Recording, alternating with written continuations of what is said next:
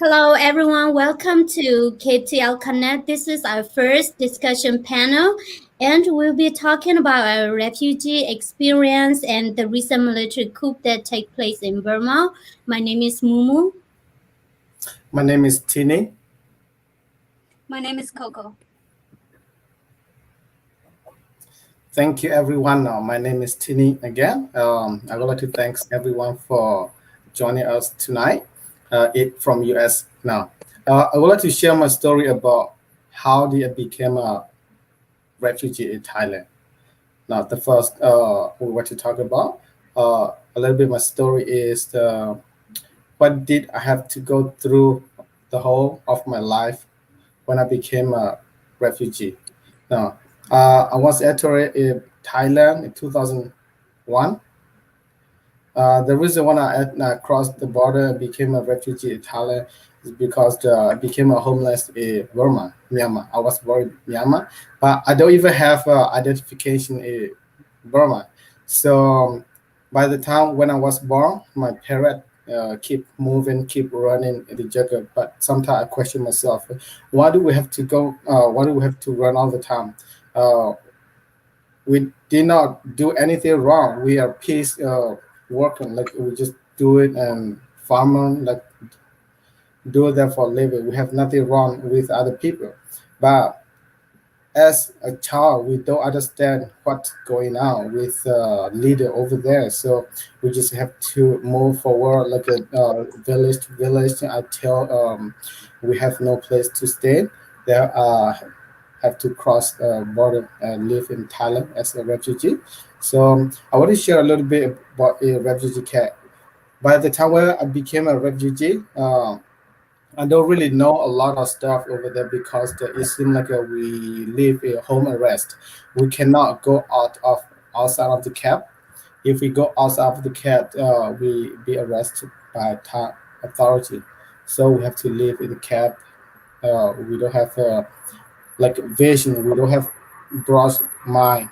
Uh, we don't have a future at all. We have a chance to study in refugee camp, but the education quality is very low. So I can say like uh, the education that we learn from refugee camp is very basic.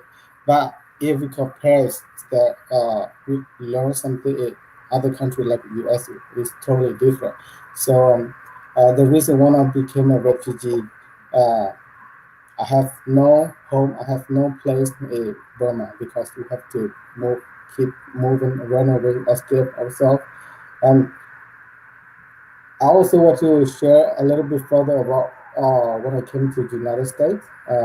Because when I live in refugee camp, I have no opportunity to uh, build my future. Like if I have a family, like you have no future for your kid, you have no future for next generation. So I was planning like, okay, if I go any outside refugee camp, would be a good chance to find something good to do for the future. But by the time we have the opportunity to apply to go to other country, so I got a chance to apply to come to the United States. By the grace, look, I've got so I got a chance to come to the United States. Uh, Here, like, just want to share my story a little bit about this. Thank you, Tini. And I would like to show you guys about the picture of Burma. So because maybe some people they don't know where Myanmar or Burma is. So Myanmar or Burma is a Southeast Asian country, and it is bordering Thailand and Bangladesh, and then China at the north. And these are the refugee camps. Like we have 9 refugee camps uh, on Thailand and Myanmar border, but all the refugee camps are located in Thailand side of the border.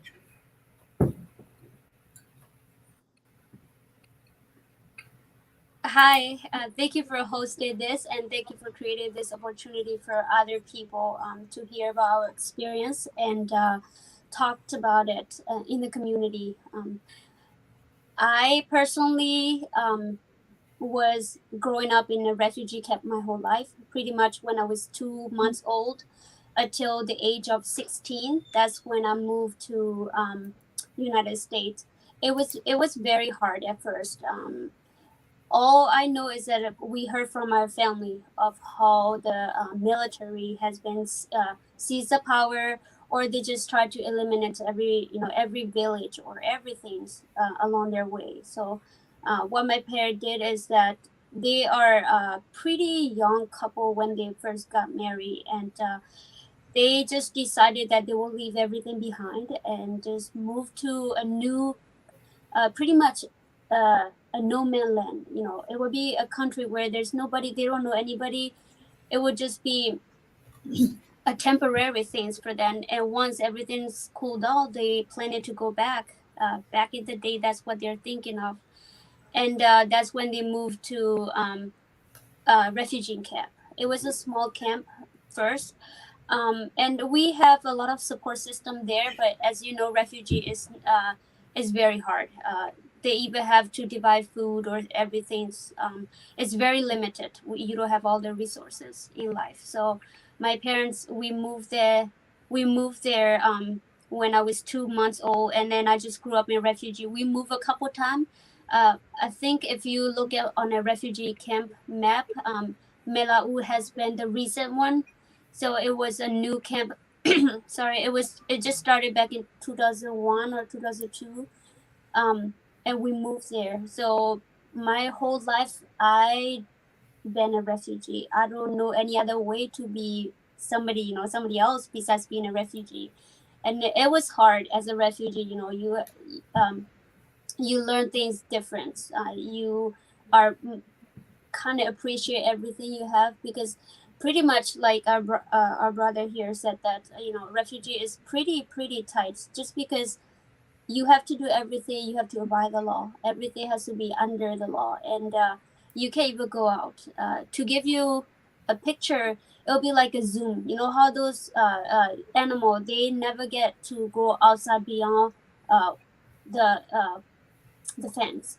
So what that's pretty much what a refugee is like to me. You don't get to go outside, you don't get to do things free, and education system is pretty limited. Some of the textbooks are way, some of the informations are not accurate anymore. It's very old, and plus there's money. In order to get an updated edition of the textbook, it costs money. So you best study the same thing that they apply for the previous decade or so. So that's how the system work over there. Is money limitation. And then when I first moved to this country when I was I think when I was 16. So back in 2011, I moved to this country as a refugee, and coming to this country as a refugee is very hard. Just because when you learn the language when you're younger, it's easier. You can speak it. Your accents are way better. But then when you learn it as a teenager, it's harder. I learned it as a 60 years old, and it was very hard for me to learn English. But I think that my parents dream of a dream that they could never have, so they want to give it to their children. Children, future generation, just to expose it to other cultural and other opportunities, such as doing education. And I think that's the main thing. Is my parents just want a freedom of just living your life.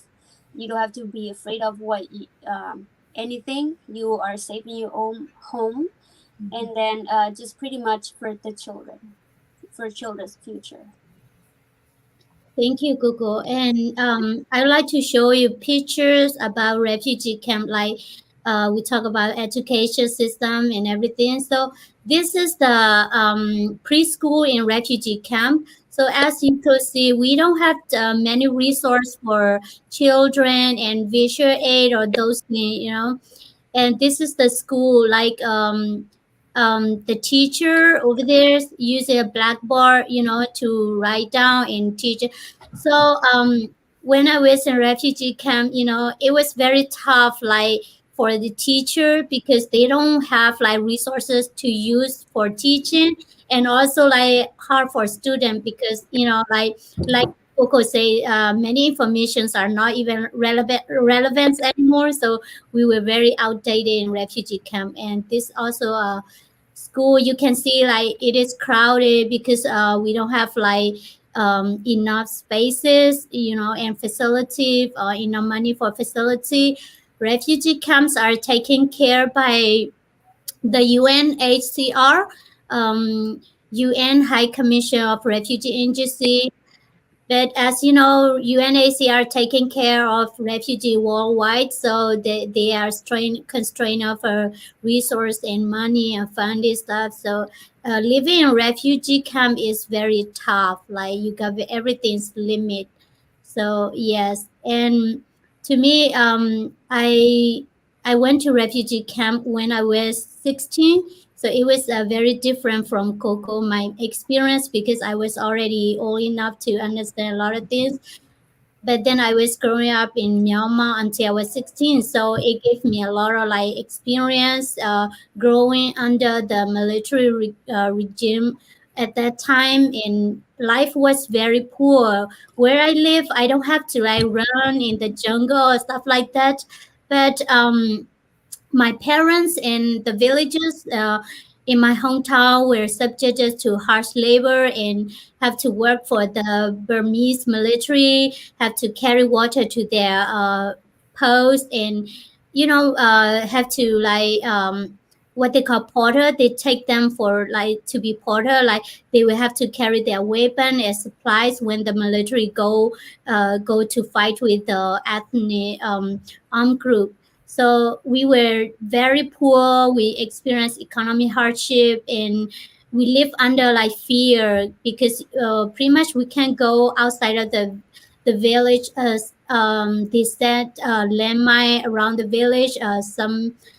And I saw some people like in my village step on the landmine, and it just miserable. Like they lost their limbs and half of their body. It was really miserable. So that's how I got to. That's the reason why my mom and my family went to refugee, for us to get a chance like to live safe. Refugee is not like doesn't have enough resource or food, but at least we're safer there, and we don't have to worry or live in like worry like we used to live in back home. And also we got to like study back home. It was very difficult to study because we have to pay everything, and when you don't have jobs and and money, it's difficult to send your children to school. That's why many children in Myanmar are like they working. They drop off from school when they are like just 10 or 12 or 13, and they start working. So that when I went to refugee camp, it was shocking because when I was in Burma, I was being told that refugee people are lazy. They don't want to work. That's why they just want to take donation and live an easy life. But when I went to refugee camp and I got there and I saw everything, it was totally a lie. What the Burmese education system teach us was a lie, because thousands of people, like Dago parents, they couldn't live in their hometown or their village because of the military attack or burned out their village, stuff like that. So that's how they became refugee. And refugee people are not lazy. I mean, like we want to work, but we can't. We can't go outside of the camp. We can't go anywhere. We are basically stateless. We don't have ID. We just don't have any documentation or legal documentation to work anywhere. So yeah. Okay, thank you. Let's move on to the second discussion that we're talking about. All right. I would like to share a little bit about the military coup in Myanmar. Now, if are you saying directly, like the military leader, they are very greedy, like a dictatorship leader. They are very greedy. They want power. They want to be rich. Only the leader that they are related to.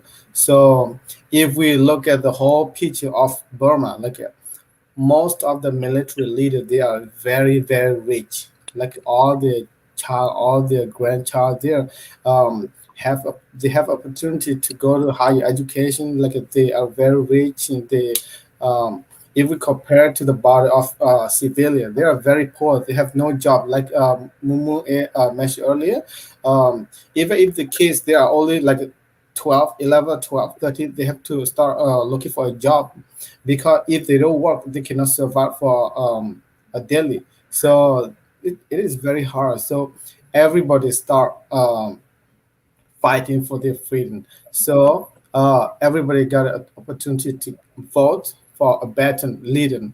But by the time we got a chance to vote for a leader, a better leader, but the military know that if they give opportunity those leaders, one day they might lose their chance. So before they lose their chance, they're taking over other party leader. So if we look at why a lot of people protest, because they know if this military leader keep control the country, they have no future, they have no education opportunity that can be a higher education level. So I think there's already a lot of people know what happened in Burma.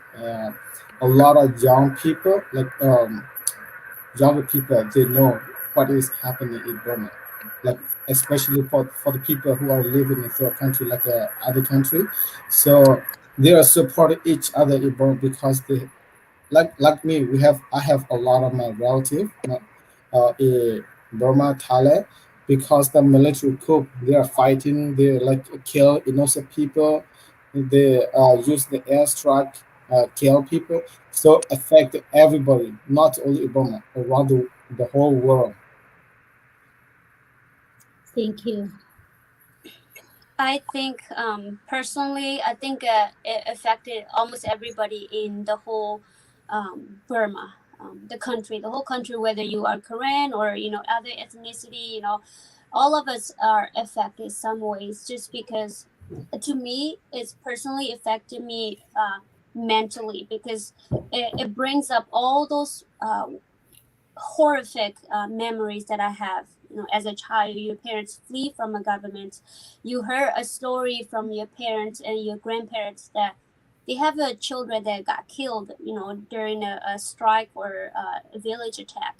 So once this happened, I personally, when I heard about it on February 1st, when the military seized the power and declared a state of emergency for 1 year, I thought this is crazy. I thought that, usually we put trust or we put faith in the system, the government system, that they are taking care of their people. They're doing things the way that it should be. Being a leader means that you are leading a lot of people, and that means that they look up to you and they want your support. But what they are doing right now is quite opposite. I think it's just too selfish, and they just want power and authority. It, to me, it affected me personally, just because I have a family member. We all have a loved one, whether as a very close relative or as friends and family. We know somebody from that country, and we are so blessed that we are out of that poverty and we experience freedom in this country. But still, there's so many of us. There's so many of our people still there. All of us. We all have somebody that we love stay there, and experience those. And for you to look at it in the news and not able to help, that's mentally damaging you. It hurts. It's painful. I personally very struggle with it for the first couple months, just because I wanted to help so much, but I don't know how. There's so many ways. Back when it first started, there's no such a organization or anybody that started helping with other things. So it was very hard. And looking at the news, how they kill people, especially children, innocent children, that and innocent civilian. That is pretty brutal. I'm not. I'm just saying that, no, a government's supposed to protect their people.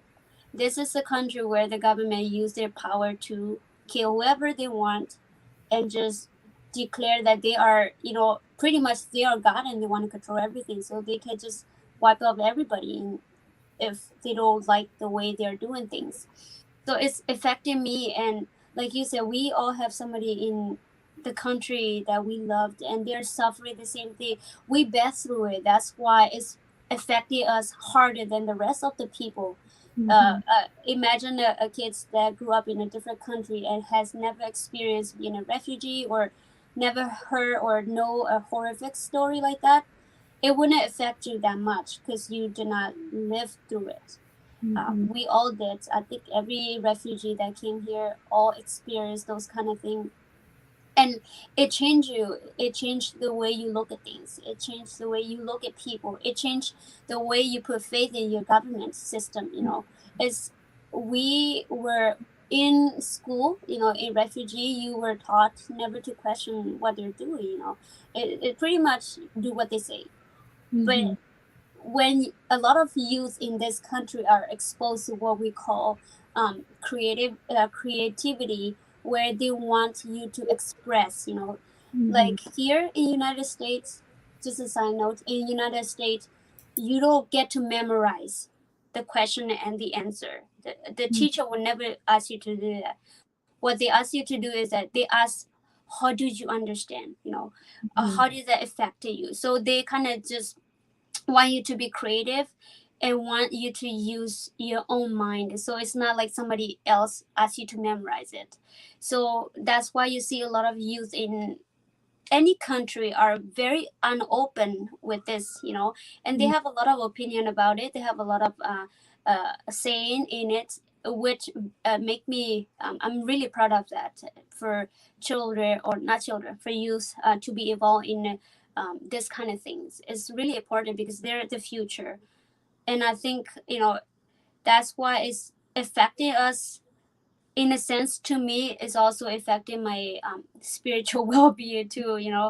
There's so many nights when I'm not able to sleep and I just stay up and keep praying that this will be over, this nightmare will be over, and all the people over there will be better, and they're not trying to killing the innocent people. Is not, that's not how the government should work. The government should protect these people, whether what ethnicity they're from. It doesn't matter. Right. Yes. It was shocking when I heard like the military coup happened. I was like, not again, because the country just enjoying freedom, not even total freedom, but like a little bit of freedom for like roughly 10 years, and then suddenly just the military coup happened, and I knew what's gonna like happen after the military takeover, and I knew I can see everything because we used to live under like the military dictatorship, and I knew everything. I couldn't sleep. Like I was for a month. I think I couldn't sleep, and it was so difficult for me to focus on my study or my kids or even my family. And I got so much like stress and anger. Um because I remember when I was a kid, like there are so many days when we don't know if we have a dinner or not, if we have a breakfast or not, because we don't have enough food. And then it's not like we're lazy. We wanted to work, but there's no work, and the military is like always asking for this and that, and take your parents or your brother for porter, like to carry their stuff. And the country was in like total disaster and blackout. Like we don't have internet, and we like the whole village have only one TV. Like 10,000, a village with 10,000 people, and there's only one TV, and you have only three channels the TV, which are like broadcasted by the Burmese military. And just like we all know, especially we who are from Burma, after the military coup, the airstriking, the like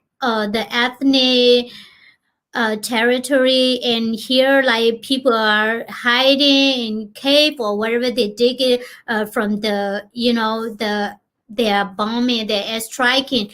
And in the city they like openly killing people, like they openly killing and shooting. And this is just terror. And I couldn't like understand, like I couldn't understand, like, and I don't have a word like to describe like them, like say them they are terrible government, terrible people. They are worse, the worst of the worst, you know. So even now, like people stay fleeing, and like the war is looming in Burma, like a thousand of people, the north, the west, the east, everywhere they're fleeing because like they cracked down the cities, and after that they targeted all the ethnic areas. So this affected me a lot. And also some people that I talked to, like you say, like they told me that they're one of the lady told me like her parents, both of her parents and her uncles were killed when she was just a baby.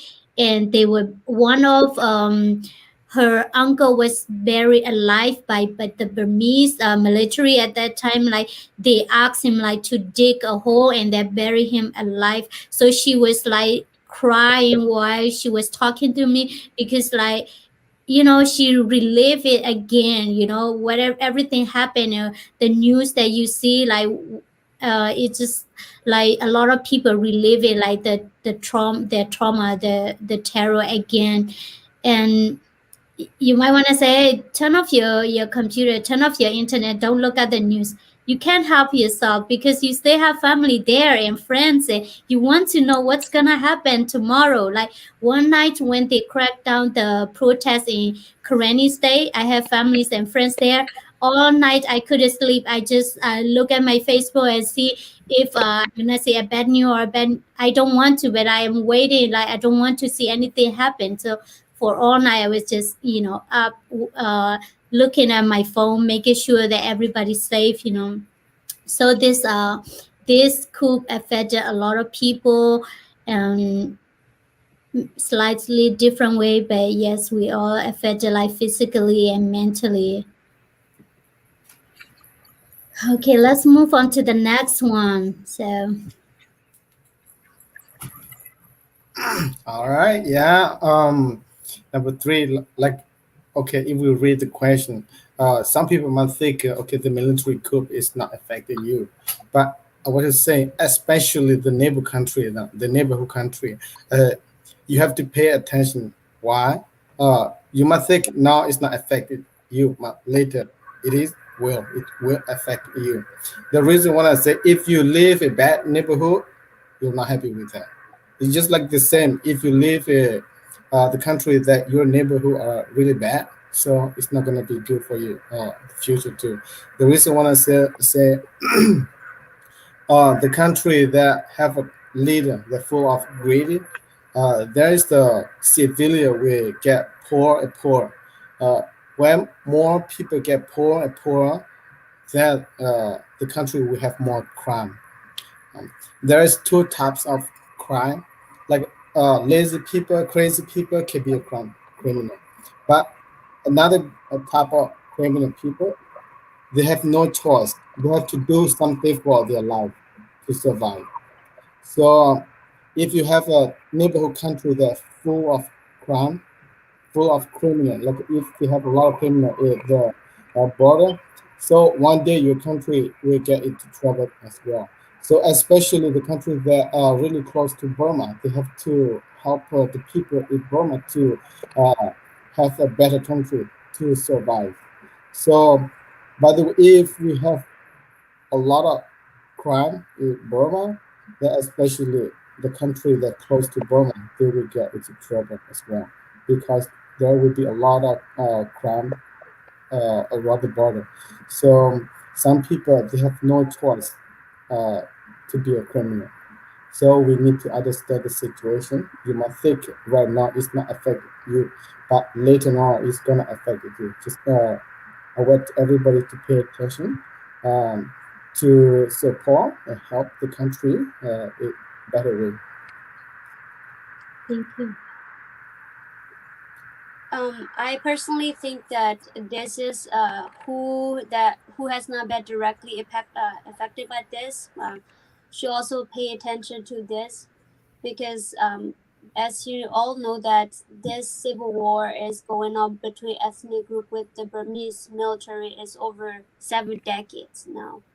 This is not something that is going to stop within their own ethnicity. It needs international attention. Because now that we have a lot of not we have all the ethnic groups spread out over the whole world, and news are getting out. And whenever you have a chance, I would suggest you to talk to people, spread the word, because this is international matter. Killing people, killing civilian, killing children is never. I think there's no way you could find a reason for that, because these people will no weapons. There's nothing in their hands. They are just living their life, and I think it's like our brother said that is especially the people who live around the country, the neighbor countries, they should pay attention to, because this is what's been going on, and who knows, it might be spreading, because these people are what we call these militaries are what we call a disease that affected people, and it just spreading more and more. They've been killing people for a long time, and people are not really paying attention. International people are not really paying attention just because they're not familiar with the country. And if you look in a map, Burma is pretty small compared to other bigger countries, continents. Yet there is so millions of life. The last time I checked, is over 135 ethnic groups in that country alone, and they all wanted to express their freedom. They all wanted to practice their religion, cultural, love their languages, tradition, everything. But this, because of the Burmese military, it's hard for them to live like that. Like you and I, when we live in the United States, we have freedom of speech, freedom of expression. That's not what's going on over there. Over there is when you speak up, and the next time you might not, come back.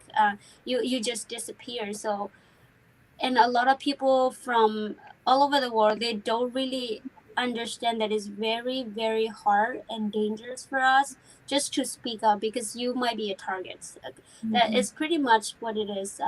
They would just silence everybody who speak up. And what I'm saying right now today is that even if you don't know any of the ethnic group, even if you don't have any connection, any connection at all, that doesn't mean you shouldn't be getting involved, or you shouldn't be make yourself aware of this situation, because this, like I said, this has been going on for over 7 decades. It's not gonna end until somebody step in, or the whole nation, UN, step in and help, because they've been fighting in their own ways, and it doesn't seem to go the way we want it, and they keep getting stronger, and they keep using unethical ways to kill people. So it's not good for us.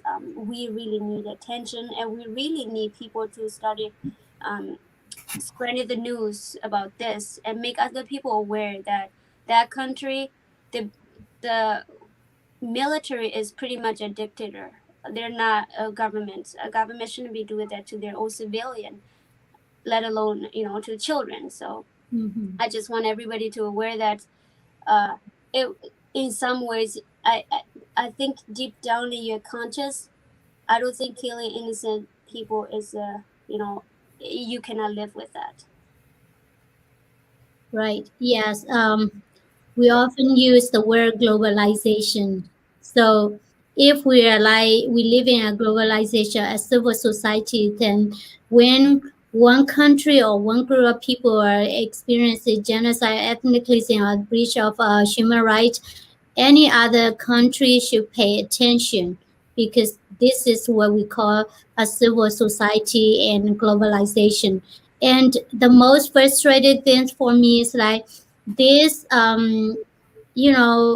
oppression, and the killing, the raping, and the burning villages, and it's been going on more than like 70 years. And um you see only the international, really, like the whole like world see whatever going on only like when the coup happened.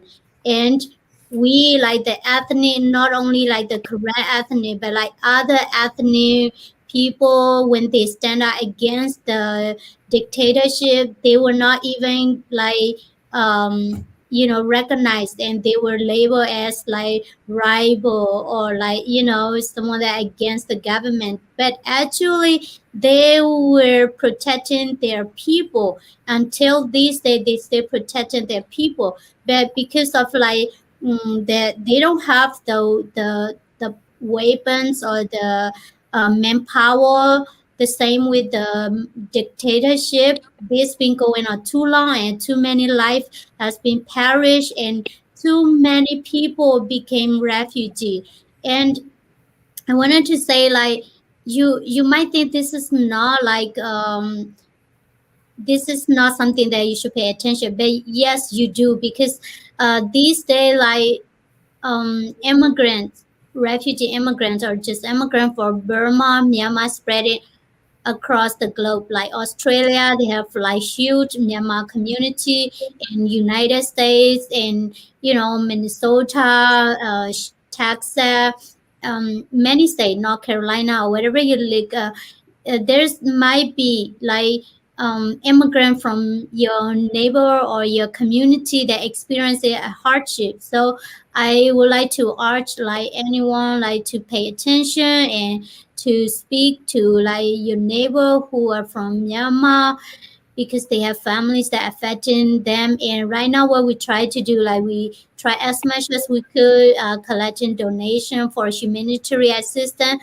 But we do need international help, because this is not a one-time thing, or it's not gonna stop unless everybody help, and everybody help us fight against this dictatorship. So Yeah, I agree. thank you. So let's move on to the last one. It's yeah. How important for the youth, which is teenage people, especially those who are very young, those who are very important for to study, to fight for education. So, really where you guys to pay attention to fight for your future. Uh, to be a slave is not easy. If you don't fight for your future, if you don't fight for your freedom, um, the next generation of your child might be have a hard time for the life. So I want everybody, not only in Burma, like whoever or wherever you live, you have to support your family, your friend, the people from Myanmar. There's a lot of child, there's a lot of children over there. They have no choice to do something, like to be a military. Like now, we also see that the children, like they are very young, like they're not even teenagers, like they be trained to be a Myanmar military, like they be brainwashed by doing something really bad to other people. So the military right now they do something really bad, like just a terrorist, because like they're real terrorists because they kill the child, they do a lot of bad stuff. So I want all the youth people to help, to support, to pay attention, to fight for your freedom, for your friend, for your neighbor, uh, for your loved one. So I want everyone to get involved, to help each other, to fight for the future, to fight for your education, to fight for your children, to fight for your next generation, to fight for your country. So for the future, you will have a better life for other people as well.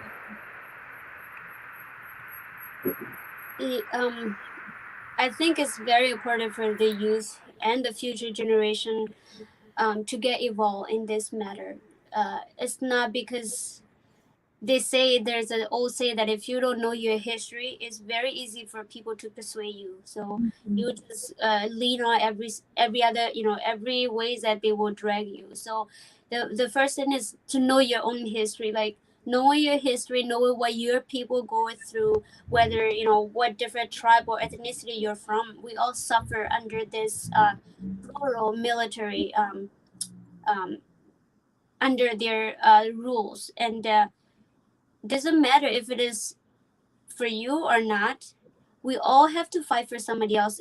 The thing about us is that we have to know the right, and right from wrong. This just killing people is not right. And also the people, like he said, that there's a lot of children who are here in the country, in Burma right now. They're supposed to be in the classroom learning, and they're not.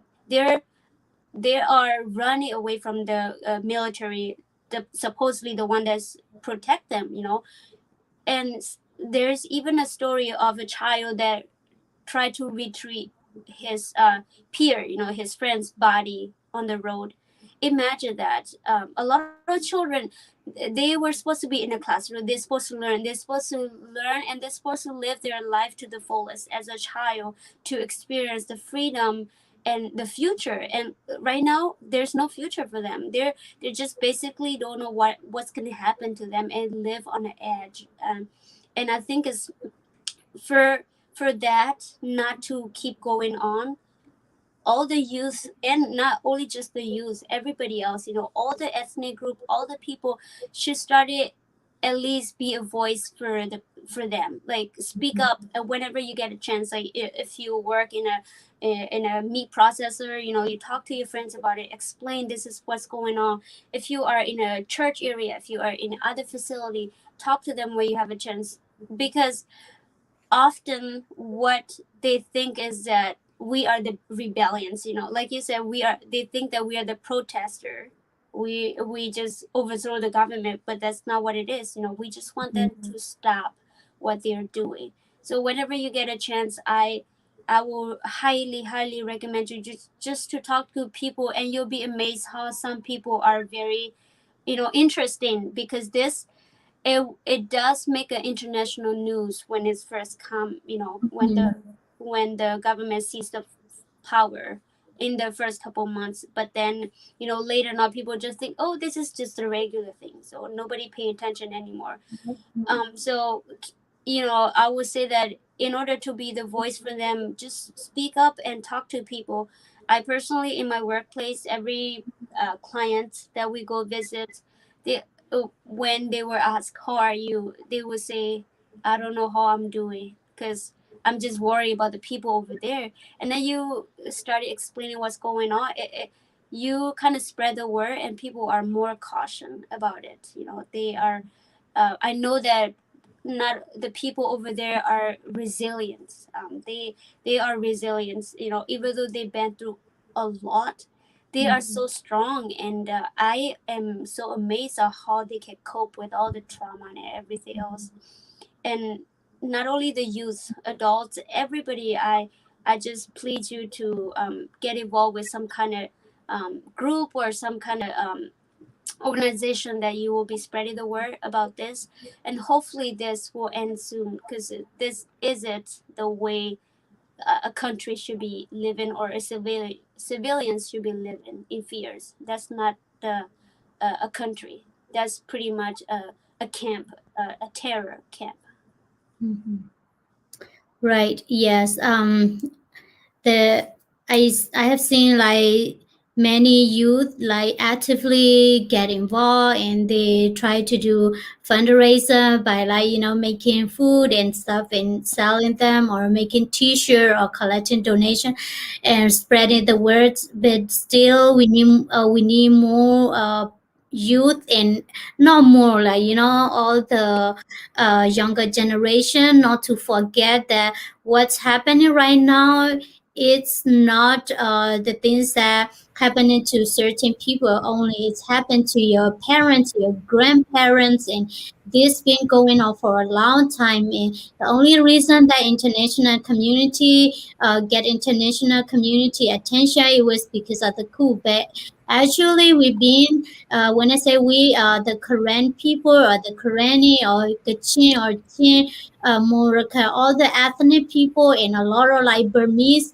people themselves experiencing the oppression of this military regime for so long. So I would like to urge the youth to speak out more and to share your personal story, your parents' story. That's why I created this panel for the youth to join and to bring their voice on the platform. So don't be shy and don't say, "Oh, I don't have time. I'm busy," because we all busy. But look, when we are busy, they bombing the children. This is one of the children. It is terrible. But if we don't do anything, who's gonna do? Like, we have to. And this is one of another children.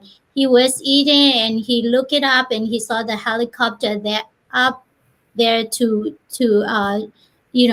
shell to bomb them. So this is what happened to many people. So we should take this matter like lightly. This is a serious thing that we should get involved and help help them and stop whatever terrible things that are going on. It must stop because we can let these people live in terror. I don't know. The other day, I saw one of the very old man, elderly man. We call pupu, pupu in our language. I mean, grandpa. That's how we refer to each other. And I saw his video when the coup happened, and he was running in the jungle. And now, like 2 or 3 months later, recently yesterday, he passed away. So it was very sad because I can see like he doesn't have shoes and he was very old. And I can see he's been running his whole life, so he was denied by his right. He wasn't treated as a human, and he been living this whole life like a wild animal. That's how the Burmese military been treating us the whole life, like a wild animals, and we die as a wild animals. So it was so heartbreaking. I look at that and I was so angry. Actually, I was so angry. It was like, this is not right. No human should live a life like this. They should have dignity. They should have their right happiness, and at least live in a house, a roof with the family and food on the table. But no, like they've been hiding their life the whole life and just die in the jungle without like no funeral service or anything. Just bury him somewhere, and maybe one day they move another where because of the military attack again, and nobody know where is his grave anymore. So this is so heartbreaking. Just one of the many story. So thank you Tini and Thank Kuku for you. joining the panel tonight. This is our first time, but I think we did great. Yeah. Well, Can I just add something? Sure, sure. If Yeah, that's go okay. ahead. Like you mentioned, a grandfather or other children, and if we mention that to our non-Korean or Burmese or any other people besides the people that live in Burma, they were wondering why did I have not heard that in the news, or why have not I read about it. Mhm. I think they should know about those that we are not meant to be surviving in history. They just try to wipe us out as Yes. best as they could. So there's no way you could find us in any type of history book. Mhm. Pretty much they try to eliminate us and pretend like we're never existed. That's Mhm. why it's very hard to trace our ethnicity, group, and people and language, because whenever they get a chance, they always want to wipe it out. That doesn't mean it doesn't happen. It does happen. Right. yeah.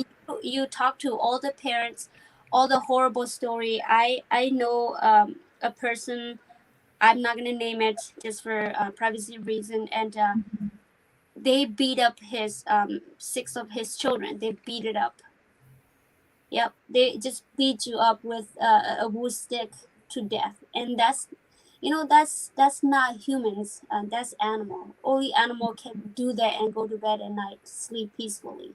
None of us, who have a conscience, will do that. So if you are ever talking to your friends and like, oh yeah, I don't hear about that, just make sure that they know we're never to be. They don't expect it to be survived in a history book. They just Right. completely eliminate us, and that's what they're doing right now. So it's very important for the youth, not only the youth, but all people. Whenever you get a chance to write it in Korean or a Kareni or any of the language, keep it alive. Speak your own language, because that's the only way for you to survive as a nation or as an ethnic group. Once you lose your languages or your tradition and your culture, then you're gone. And it's very dangerous at this point. A lot of younger people are losing it just because they are so blended to the new culture that they're exposed to. So yeah, like I said, we were never meant to survive, but we did. We did, and we like to keep doing it. Yeah, I want to mention one thing too. One of the military leader for a while ago, his goal is, if you were to see the current people, you have to go to a museum. Imagine yourself, which country you live, whatever country you live, if the leader of the country tell you one day your people will be gone. If anybody were to see you, they have to go to music. How are you gonna feel about that way, right? So that is the threat, the real threat. So it is not happening just February 1st. It's ongoing decade by decade. Yeah, just because you cannot look us up or look up the story or news in the Google or any type of newspaper doesn't mean it's not happening. It is happening. And we all should be very, very cautious about it, and just spread the word, because this is happening. It's very true. And if you speak to any of the Korean or other ethnic group, Koreani, other ethnic group, they will tell you the same thing. All the stories are the same. Right. Yes. Right. Yes. Thank you. We still have a lot of topics to talk about. That's why we will host a panel discussion, like talking, sharing experience and what's going on every weekend Saturday. So I would like to invite more Korean or Karenni or Chin or other ethnic group to join us, so everybody can hear your voice, what you've been through and what your generation been through. So later on we will host this in like these channels. The main is KTL Connect. It's a new YouTube channel that we will host this. So I want to invite everyone who watching this to go ahead and subscribe the channel. So we have more videos coming out every weekend for you guys, and to share more of the story or documentation. That's what the plan. So subscribe KTL Connect YouTube channel, and thanks everyone. Don't forget to give us thumbs up and write your comment how we doing and what we need to be improved, and what topic you guys want to know more. Write in the comment section, and we try to cover this for you. And thanks, Tini and Thank Coco. you. Thank you, Yeah, thank you everyone. for having me. Thanks. Yep. Thank you. Bye.